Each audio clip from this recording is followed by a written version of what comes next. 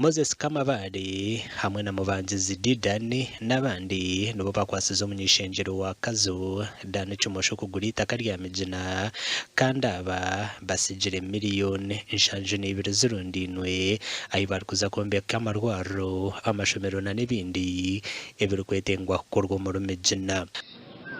Ngumiro na Rukaga ngumiro na Zenga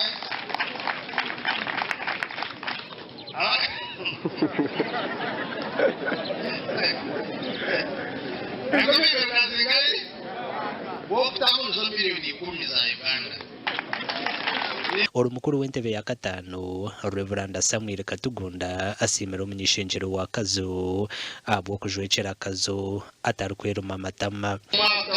myaka y'ikino mwaka mwene kigenda bijyango kutereza mu bwebindezi oyo rikiro kubasa kwawe kamemba wa parliament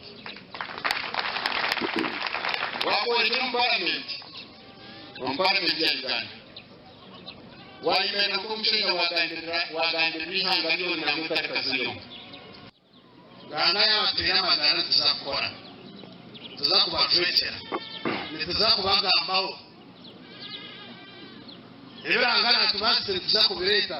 akativi ko kucebera abakazi ebitanda ebyoma bya pressure nabyo bihirweyo okwasirwa rya Migina Health Center ya kabiri nenda kusima abanyamigina nenda kusima memba parliament aho kungana sente zegombora kiko ka organizing committee agategatekere umukorogu kandi twine n'ikibina cy'ito